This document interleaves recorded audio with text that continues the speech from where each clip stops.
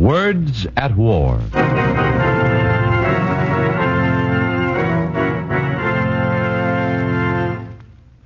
This is a dedication to those politicians, statesmen, and leaders of the world who either actively brought on this war or passively failed to raise a finger to prevent it. To those financiers, bankers, and industrialists who armed fascist Japan while she was in the very act of crushing China, and who now, in the midst of war, are still engaged in their slimy imperialist game of obtaining materials for the next war. To those leaders and their henchmen who have twisted this war into what it should not have been, and who today are both consciously and unconsciously betraying the democratic will of the enslaved people of Europe and Asia in hate.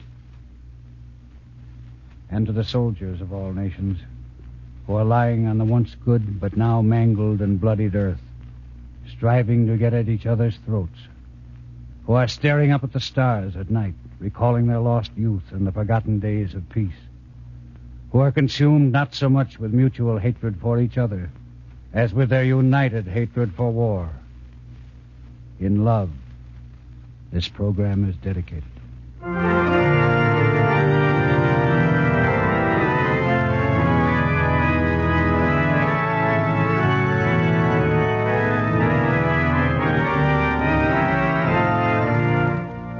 The National Broadcasting Company, in cooperation with the Council on Books in Wartime, presents another of the most widely discussed programs in America, Words at War, dramatizing the most representative books to come out of this great world conflict.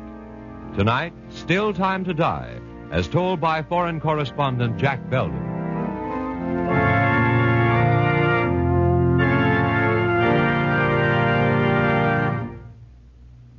"7 months ago, I was wounded in Italy, and I'm only just now recovering from my wounds.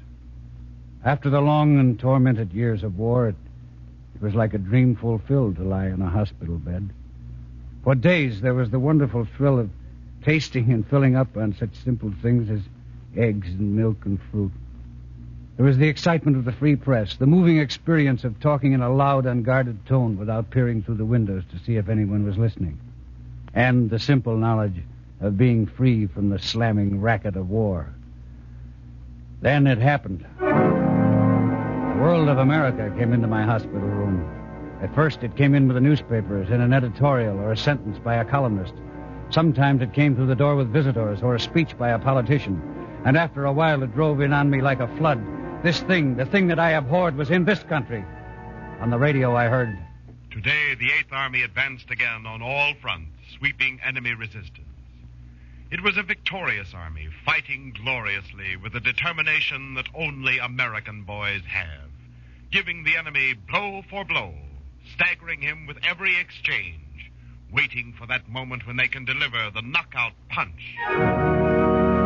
In the theaters, in the newsreels, I saw and heard, "And now we see the American heavy guns in action, blasting away at the enemy.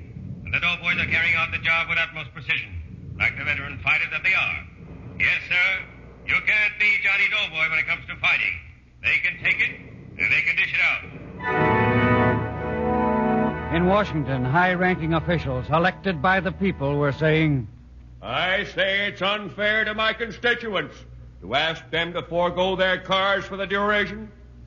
I tell you, the American people won't stand for it. We have plenty of gasoline. Why, then, must the OPA interfere with our constitutional rights of driving cars on American highways? War or no war, we're not going to let the OPA get away with it."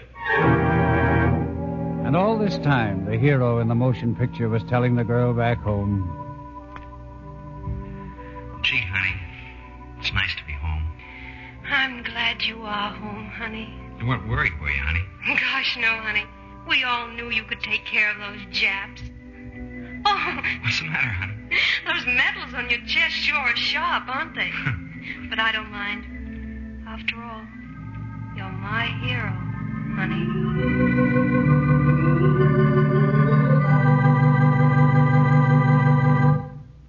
You see what I'm driving at? These people did not know the meaning of war, did not know the meaning of the struggle raging throughout the world. War was a remote, adventurous episode. The moving of pins on a map, the glib voice of a commentator, the smugness of an orator. When I heard these things, my heart was torn asunder. And out of the tears gushed up a stream of bitter memories. I had to tell the people what the war was all about. I had to tell the truth. Listen to me now. It isn't just to shock you that I say these things. It's to make you understand, to make you realize that we're not immune to the dangers we see abroad. We may be next. Our turn might come tomorrow, unless we stop repeating the mistakes of other nations. Because war may be remote one moment, and the next it is in your home, in your living room, ripping away at your flesh. Stop then and think. What war does to blood and bone and living tissue. To begin with, what is war? War is hell. That sounds familiar, doesn't it? Familiar and trite, a cliché. But what exactly does it mean? What picture flashes through your mind when you read the latest communiqué from the front? What, for instance, does this sentence mean, taken from the 7th Sporting Final? A communiqué buried on the bottom of the second page, printed in bold letters against the dateline, July 15th. Japs outflank Chinese troops moving north. Let me repeat that. Japs outflank Chinese troops moving north. Now, what do you see? Cold print, words upon a page? What do you see? 2 pins, one yellow, one black, a jagged line across a map? Or do you see this? They are coming! The devils are coming! Run for your life! But how can we go? We have no money! We have no automobile! Not even buses! The city must be evacuated! Evacuated? But how? They are coming! Closer now! Run! Run for your life! The death of a city comes suddenly. One day the enemy is miles away and there is hope of resistance. The next he is pounding at the gates and panic seizes the populace. In the city, everything is in motion. Tired men, tired faces, tired feet. People moving aimlessly through the streets, saying nothing, just moving. The rich have gone a long time ago, on railways, in carts, on trucks, but the poor remain. And then the bombardment comes. I was in the midst of a crowd in the city of Suchow staring at a fire. The walls of a house gave way before the licking flames and the roof crashed in. Suddenly a voice called out, Look at the old wife! Look at the old wife! She is there, in the building! A woman was caught in a square of fire between 3 burning houses. Her dark hair hung over her face and she looked like a witch, first running to the flames and then jumping back. She went to look for her child. Hey, tell her to get out of there! Old wife! Come out! Come out! You'll be burned to death! The woman ran around in a circle once and like a rabbit darted through the small opening between the houses. She was distorted and ugly. Stop! Stop, old woman! Somebody! Stop her! Stop her! Don't run, old woman! You are on fire! Such a bad woman! Why doesn't she stop? The woman was running down the street screaming. Her body was on fire and she was screaming, and the people were running after her.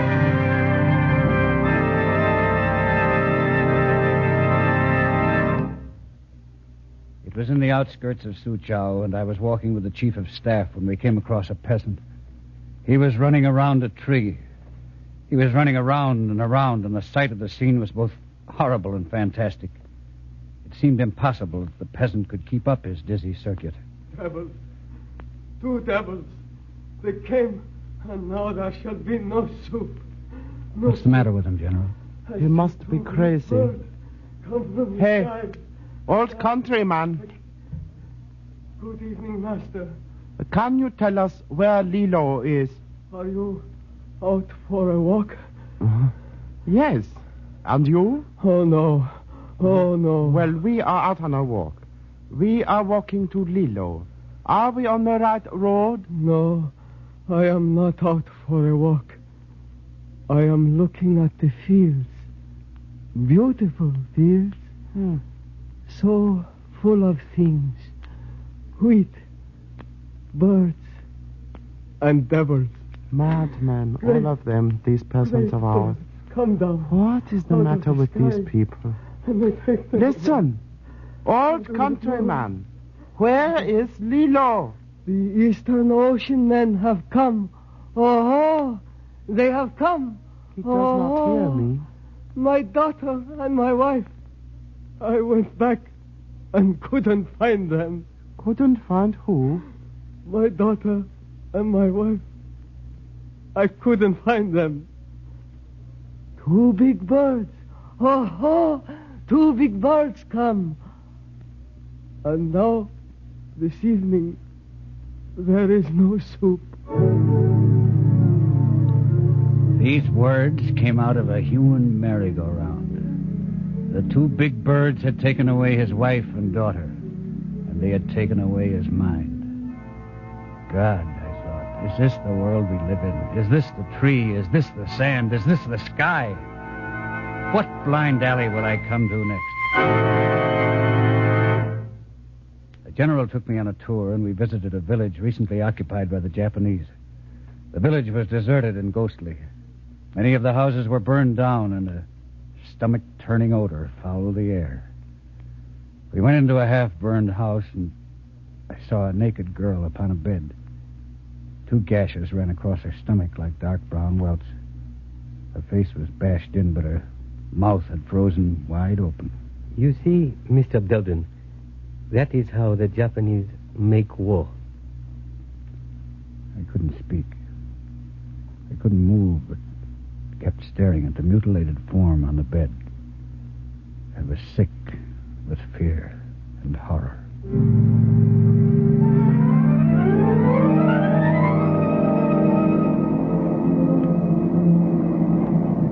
Each day the planes came earlier. Suchow was being destroyed slowly, systematically. The shrieks of falling bombs, the frightened screams of children, the ghastly moans of dying women filled the air. And in the outskirts of the city, a young girl was picking the coarse leaves from a tree. I stared at her. What's the matter, foreigner? I'm wondering why you're picking these leaves. Can it be for medicine? For food. To eat. How strange. You really eat leaves? Of course. There is nothing else to eat. But the grain you planted. Last year's is all gone. And this year's is not yet ripe. There's nothing else to eat. So we eat the leaves. Later, a peasant told me. Why are we forced to eat leaves? Let me tell you. We cannot get credit for seed. The officials and the banks and the merchants who have the cash are gone. And the landlords who have reserves of grain sell it to the army. They don't care if we starve. Are you fighting in the war of resistance? War of resistance. Huh. Resistance for what? So we can starve. It is the rich who have something to resist for. But they are not suffering too greatly for it either. But you will fight. When they come here, when the Japanese come here, you just won't stand by. I don't know. All I know is those with money give a little, yes. But it isn't their money. And it isn't life. For the poor, there is nothing left but death. Peasant had stopped speaking, and the grisly events of the China War trooped in weird procession through my brain. A young man losing his mother. The smell of opium. The taste of bombed horse meat. Peasants executed and traitors enthroned in high places. And then I looked at the half-written message on my typewriter. It read, Japs outflank Chinese troops moving north. I got up, tore the message. The shells were flying over the city. The crowd was milling about desperately, and the airplanes dropped their bombs. Around the East Station, there was not a clean spot to be seen, only blood, house wreckage, trash, bomb splinters. An early summer wind blew the smell of the dead and dying along the street. 3 hours later, Suchow was a dead city. The streets were deserted. Not a dog barked. In the plains beyond Suchow, the people gathered for the trek inland. But there were those who remained to fight the enemy. And among them I saw the peasant who said he would not fight.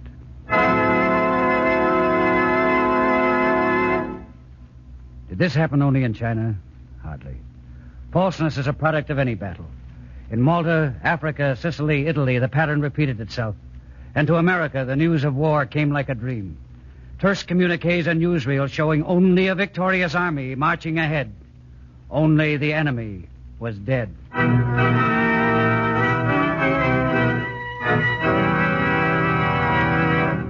Tonight, Words at War is bringing you another vital book of our times, Jack Belden's Still Time to Die.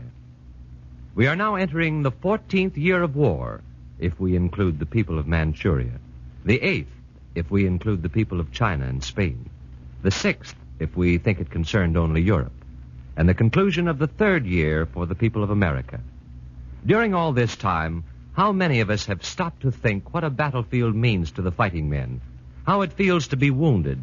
What it means to live in fear, to see a city bombed, your home destroyed, your women raped and your children starved.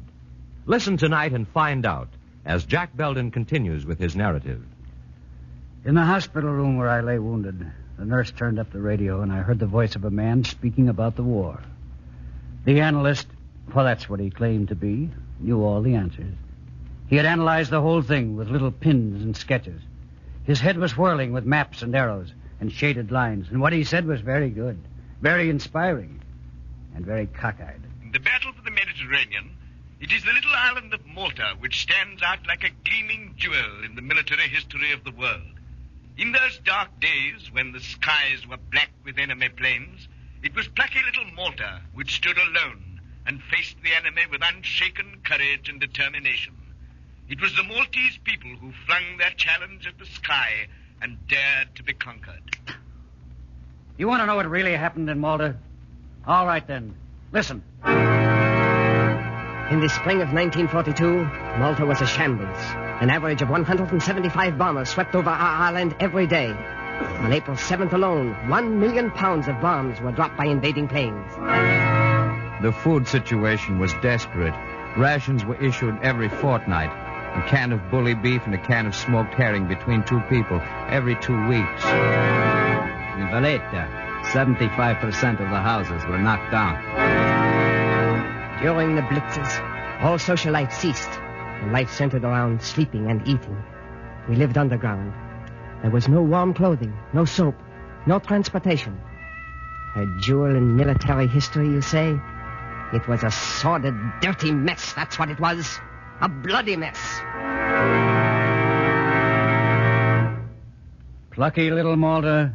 No. Just a tired little island. Tired and bombed out and full of misery and despair. A former ACAC gunner took me over to Isola Point. We went into a narrow, dark cavern tunneled out of the side of a cliff. In the light of a candle, I saw a line of dirty slatboards hung one above the other against the dank wall. We paused before one of these dirty, smelling slat beds. Mother and daughter and 2 sons sleep in this bed. The mother had tuberculosis. When it rains, the water leaks down. I went to the officials and told them about her. You know what they said to me? Tell her if she wants to keep dry, to buy an umbrella. We went outside again, and I saw a group of women with long, webby hair hanging down over emaciated faces. The gunner pointed to one of them. See that one? She's supposed to get oranges because she's pregnant. When she goes to get them, the rations officer says, get them next week. Always next week. But she never gets them. And look at these kids. He was pointing at a horde of bony children dressed in one-piece rags. Look at them. Not a pretty sight, are they? Well, it was decided to give a feast for the children on the island. You think these children were invited? No. They want children who are dressed up to date. These children have got no clothing. They can't go to the feast. But why not? In heaven's name, why not? Why not? Because they're not wanted, that's why. They can't even go to school. They won't keep them in school unless they've got clean shoes and clean clothes. I try and do something, and it's no good. I talk to the officials like I talk to you, and they say, agitator. Me, agitator. We came to a rubble barrier and suddenly emerged on a street corner. On a curbstone sat a young woman. Her legs were bare, her shoes torn, and her... The skin was covered with sores on her arms and neck. I had my notebook and pencil in my hand. Rations? What? She wants to know when the rations are going to be increased. She thinks you're an official. Oh. The rations will be increased when the war is over, I guess, ma'am. Why does a pretty girl like you sit on a curbstone like this? Got nothing to do. Where's your husband? He's working in the dockyards in Alexandria. Haven't seen him for 3 years. What's the matter with your skin? Scabies. Scabies. She gets those from the bombing. Every time there's a bombing, she gets sick in her house and sores come out. 2 other women had appeared mysteriously. They clustered about it. When will the government bring clothing? And lipstick. I have a son. You must bring shoes and baby clothing, not lipstick or rouge. Only shoes and clothing. Bring me blue. I want a nightdress. No. I want stockings. My name is Evelyn Mitzi, and the number of my house is 51. Put that down, too. Put that down. Get the lips. Nightgown. Give me a nightgown. I want clothing.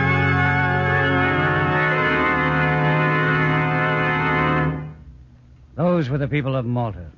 United in a firm determination to fight the enemy, yes, but mainly united in misery and despair and dirt and squalor and hunger for a better life. And now another voice came into my hospital room, and it was the most sinister voice of all, because it was the voice of the people looking at the world through rose-colored glasses, believing what they wanted to believe. I tell you, the end of the war is now in sight. Mussolini is on the run. Soon our armed forces will sweep onto Fortress Europe and on the road to Berlin.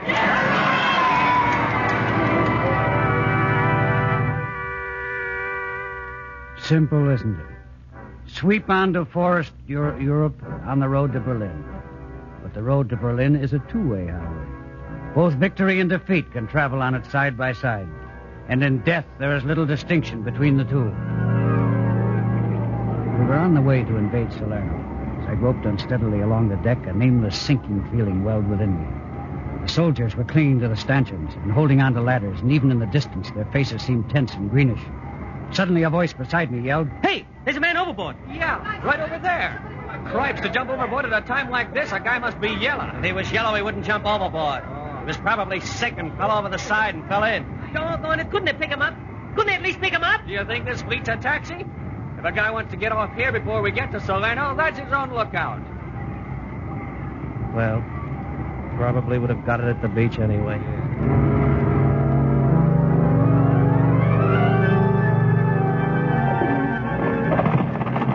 Come on, get out. Come on, boys, get out. Our duck hit the beach and we vaulted to the ground. Barbed wire clutched us. Cut the wire. The wire was cut and we moved on, over a railway embankment, into a garden, down a narrow cement irrigation ditch, through a lemon grove. Keep moving, come on, keep moving. Now the hill. Going straight up. Climbing in a column with a man ahead of you stepping on your hands. Men weak from diarrhea, from exhaustion, from fear. And then your chest bones swelling from the climbing. Your breath crushing out of you and your strength ebbing away at the very moment when you have to go into battle. And then sniper's bullets and men falling dead at your feet. But you crouch and keep climbing. Higher, higher, over the rocky pinnacle, over the top of the hill, onto a narrow plateau. You've made it. I was crawling behind the wall. I came abreast of a truck door. I made my way beyond the front of the truck and looked over the stones. Something like a baseball bat hammered into my leg.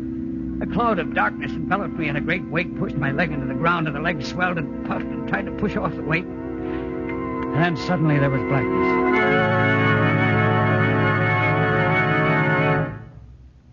The next day, I was on a hospital ship. There was a fellow in the bunk below with a bullet in his spine, and he couldn't move.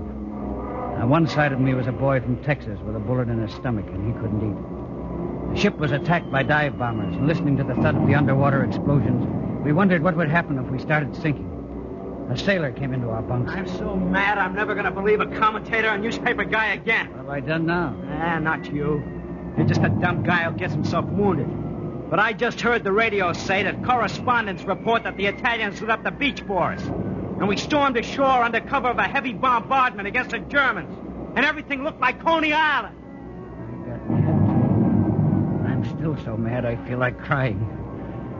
I'm mad because I heard another voice just now. A pompous, fatuous voice, smug and satisfied. A voice coming from a man with no conception of the thing we're fighting for and against. This man said to me, "Well, my friend, I guess it's all over but the shouting. Pretty soon we'll be in Berlin, and that'll be the end of fascism." Yes, the thing that I abhorred was in this country, too. For while the glib tongues wagged about the end of fascism throughout the world, I found it here, right in the United States.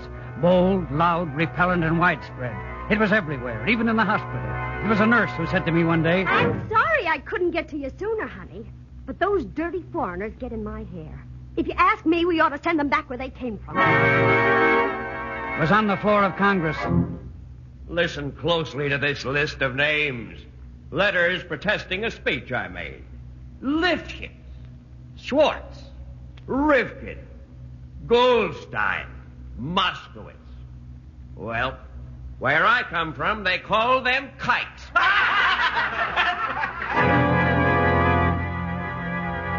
And it was the well-bred country club voice who said, "There's only one way we can live in peace with the Japanese people, and that is by keeping the emperor in power in Japan after the war."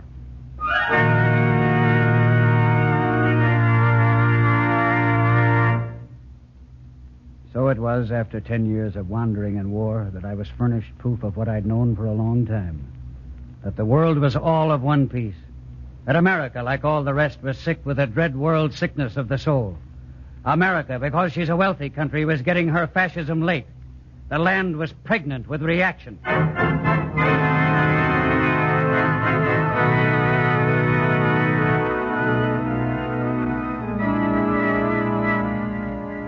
Then, has all this fighting been in vain? Has all this bloodshed and misery been futile and pointless? I hope not.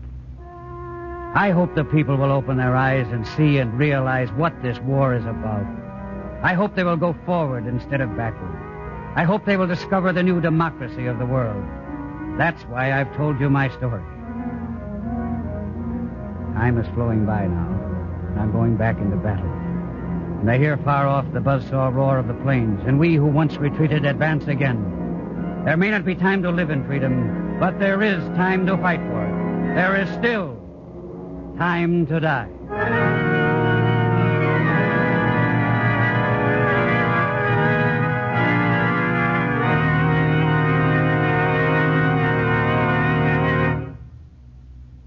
Tonight on Words at War, we've brought you Jack Belden's Still Time to Die. The radio dramatization was written by Ben Kagan. Walter Vaughn was heard as Jack Belden. The music was arranged and played by William Meader, and the production was under the direction of Anton M. Leader.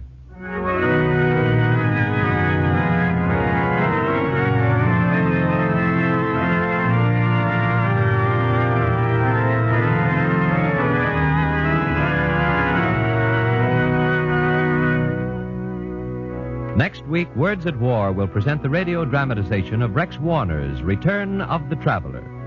This series of programs is brought to you in cooperation with the Council on Books in Wartime by the National Broadcasting Company and the independent radio stations associated with the NBC network.